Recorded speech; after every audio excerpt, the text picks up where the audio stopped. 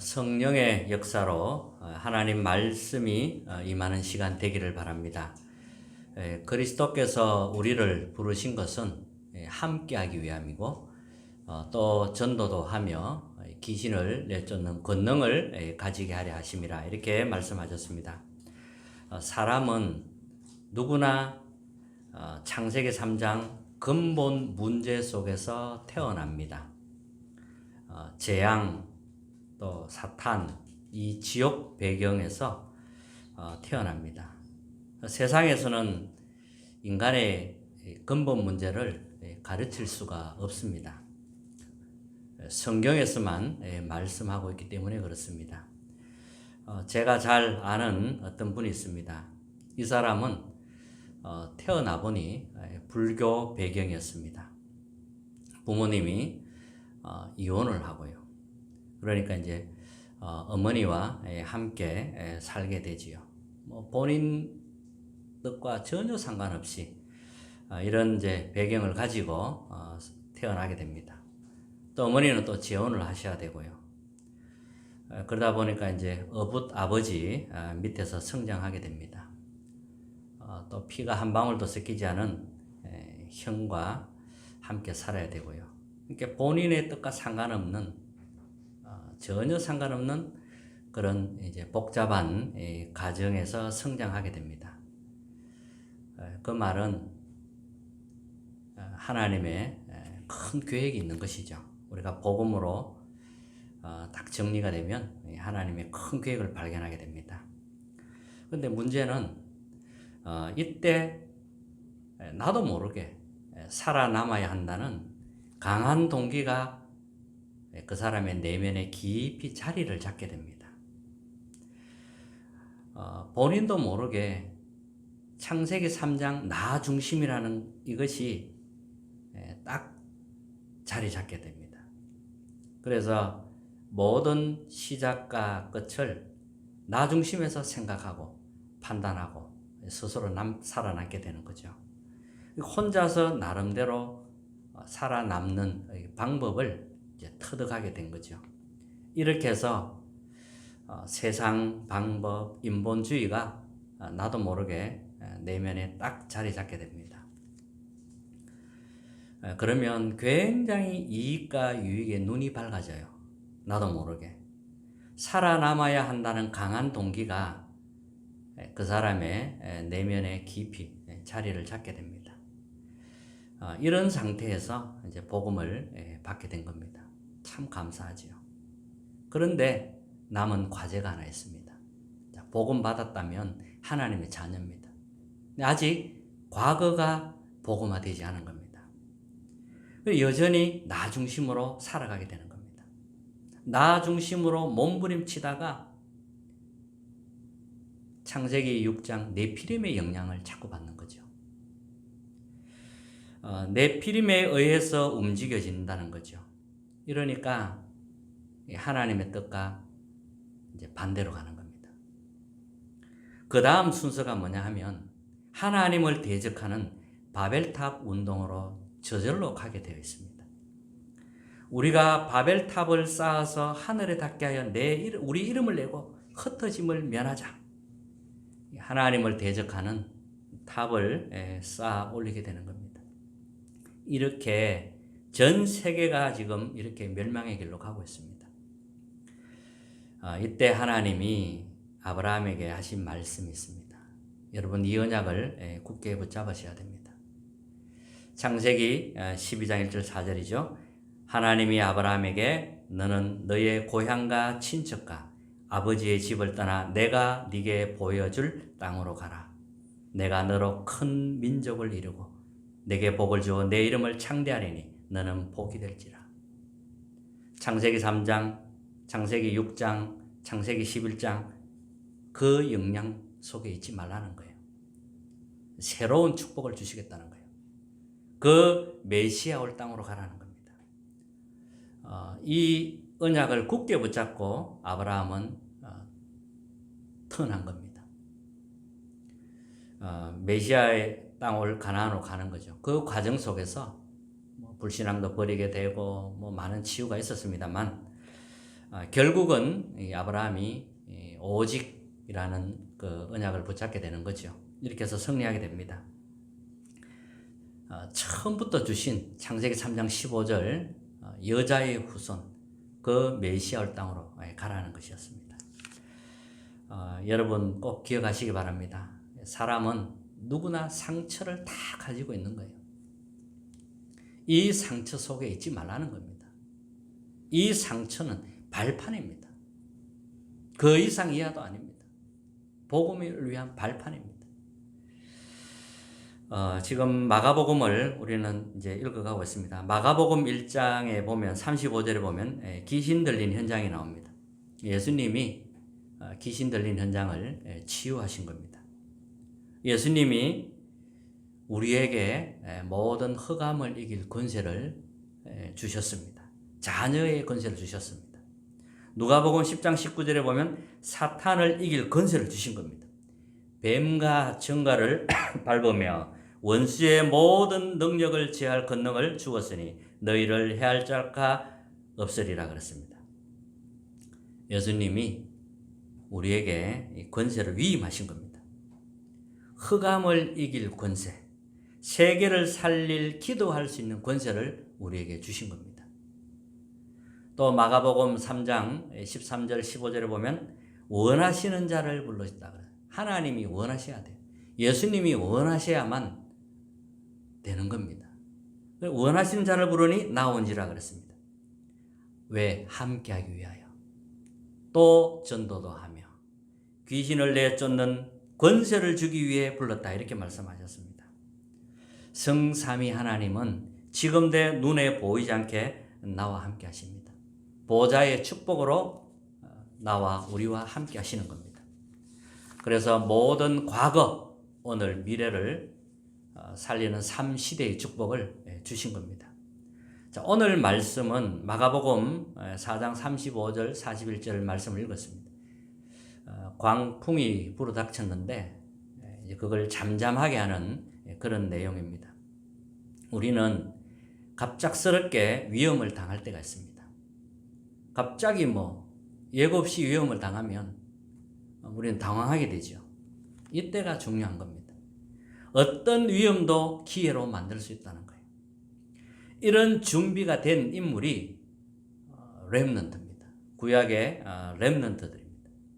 예수님과 제자들이 배를 타고 가는데 광풍이 막 들어닥친 겁니다. 배가 흔들리고 바닷물이 뱃속으로 다 들어온 거죠. 이러니까 이제 제자들이 무서워하는 겁니다. 그때 예수님은 옆에서 편안하게 주무시고 계셨어요. 제자들이 너무 이제 위험을 느끼니까 겁이 나서 이제 예수님을 깨우게 되는 거죠. 예수님은 이제 일어나셔서 뭐라고 하시냐? 단번에 바람과 바다를 꾸짖으셨습니다. 그랬더니 잔잔해지는 겁니다. 예수님이 어찌하여 두려워하느냐 이렇게 말씀하셨습니다. 어찌 믿음이 없느냐 이렇게 제자들에게 말씀하셨단 말이에요. 우리에게 큰 어려움이 오면 어떻게 해야 되는가? 이제 세 가지를 가지고 기억하시면 됩니다. 꼭 세 가지를 기억하면 돼요. 그 첫 번째는 하나님은 그것을 필요로 해서 주신다는 거예요. 필요하기 때문에 주신 겁니다. 우리 이 광풍 이 사건을 통해서 하나님이 굉장한 메시지를 지금 주고 계시는 겁니다. 재앙은 그리스도를 이길 수 없습니다. 그리스도 안에 있는 자를 또 이길 수 없습니다. 광풍을 보면 우리는 어떤 생각이 듭니까? 주님은 우리에게 이런 광풍을 보면서 믿음을 키우라고 하십니다. 어떤 것이 와도 재앙은 복음을 막을 수 없다는 겁니다. 예수님이 너희들이 누군지 아느냐? 그것을 지금 알아라고 하는 겁니다. 그걸 이 강풍을 통하여 알려주고 있는 겁니다. 또 우리의 신분이 누군지 아느냐 하는 겁니다. 구약 성경에 보면 이사야에 보면 이스라엘 야곱아 이스라엘아 이런 말씀이 나옵니다. 문제가 터지면 신분을 놓치고 옛날로 돌아가는 모습을 말하는 거죠. 야곱이 되었다가 이스라엘 되었다가 야곱아 이스라엘아, 네가 누구냐 하는 겁니다. 우리는 하나님의 자녀입니다. 어려움이 온 것처럼 보이지만 하나님이 나에게 가장 필요한 것을 주시는 것입니다. 요셉이 억울하게 노예로 팔려간 것처럼 보이지만 하나님은 가장 필요한 것을 주셨습니다. 다윗은 죽음의 위기를 통해서 도망 다녔지만 하나님은 다윗에게 가장 필요한 것을 주신 겁니다. 이것을 볼 수 있는 눈이 있어야 되는 겁니다. 예수님이 광풍을 보고 놀라서 두려워하는 제자들에게 어찌 믿음이 없느냐 이렇게 말씀하셨습니다. 강풍이 몰아쳐서 거기에 왜 두려워하느냐, 우리는 거기에 죽을 사람이 아닌데 왜 두려워하느냐, 이 말이죠. 우리는 하나님의 자녀입니다. 또 세계복음할 사람이 맞다면 강풍이 저와 여러분을 삼킬 수가 없습니다. 그리스도와 함께 하시는데 어떻게 흑암이 이길 수 있겠습니까? 절대 못 이기는 겁니다. 자, 두 번째는 중요한 것을 발견하는 시간이라는 겁니다. 자, 강풍이 몰아치면 중요한 것을 발견하면 돼요. 인간의 연약을 발견하는 시간이었습니다. 우리의 연약함을 발견할 수 있어야 돼요. 강풍이 몰아치면 인간은 어쩔 수 없습니다. 과학으로, 인간의 노력으로 절대 안 됩니다. 우리 인간은 아무것도 할 수가 없어요. 강풍이 몰아치면 인간은 아무것도 할 수 없다는 것을 발견하게 되는 겁니다. 이때 그리스도의 참 능력을 발견하는 시간이 되는 겁니다. 자, 강풍이 몰아쳤는데 예수님은 말씀 한마디에 잠잠해지는 겁니다. 사탄을 이길 존재는 이 땅에 없습니다. 그리스도밖에 없습니다. 재앙을 막아주겠다고 하는 분은 그리스도밖에 없습니다. 재앙을 막을 수가 없지요. 그리스도로만 막을 수 있는 겁니다. 종교는 지은 대로 벌 받는다고 가르칩니다. 그러나 우리 예수님은 우리를 용서하겠다고 말씀하셨습니다. 이 그리스도가 전파되는 곳에 흑암은 결박이 되는 것입니다. 신앙생활의 의미를 제대로 발견하는 시간이 되면 됩니다. 우리가 이 강풍 사건을 통해서 신앙생활의 의미를 발견해야 됩니다. 그리스도께서 나와 함께 하고 계십니다. 그리스도께서 나와 함께 하세요. 강풍도 무섭지만 그 외에 예수님이 계시는 겁니다.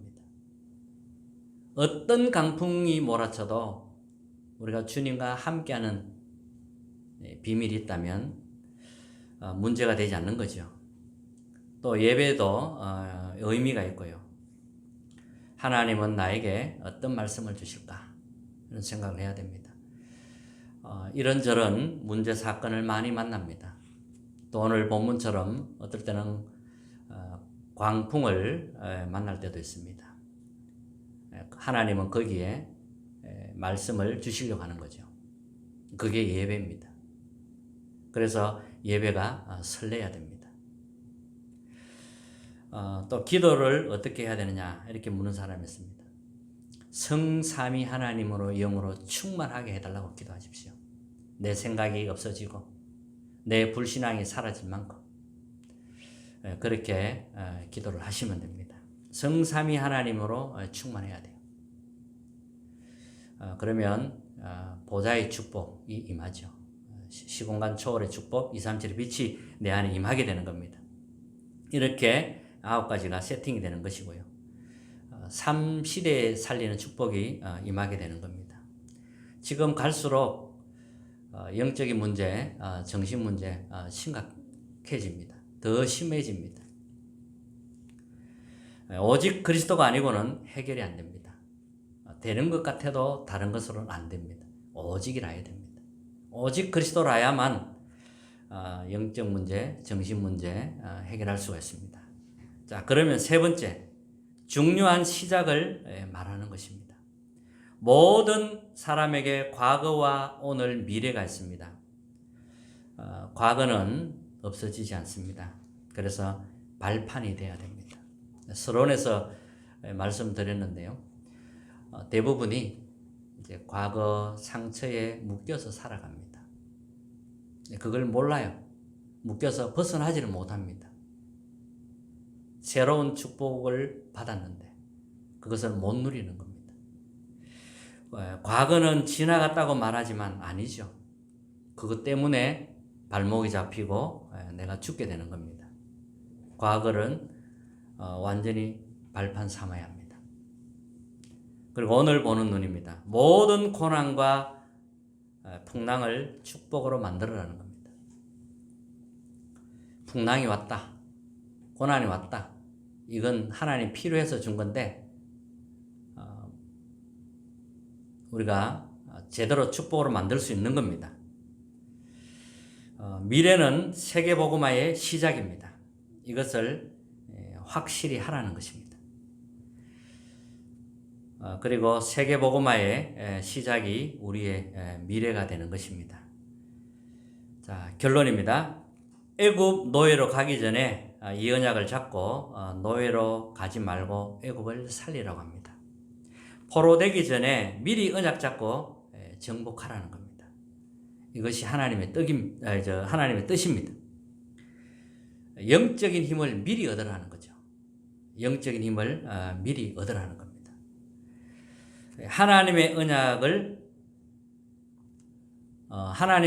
바뀌지를 않습니다. 하나님은 노예, 포로 속국이 되게 해서라도 그 속에 있는 렘넌트를 통해서 언약을 분명히 이루어 가시는 겁니다. 여러분 어떤 문제가 있습니까? 진짜 하나님 앞에 나와서요. 한번 기도해 보시기 바랍니다. 저에게 이제 문제가 오면 문제를 그대로 가지고 기도를 합니다. 이런 문제 저런 문제 그걸 그대로 앞에 다 내놓습니다. 하나님 앞에 내놓고 내 자신은 내가 근본으로 돌아가서 생각하고 판단하려고 합니다. 근본으로 돌아가서 기도하는 거죠. 제가 판단하는 건 아니고요. 근본으로 돌아가서 이 문제를 놓고 진짜 기도합니다. 그러면 내가 놓친 게 나와요. 딱 놓친 게 나옵니다. 내가 이걸 놓쳤구나.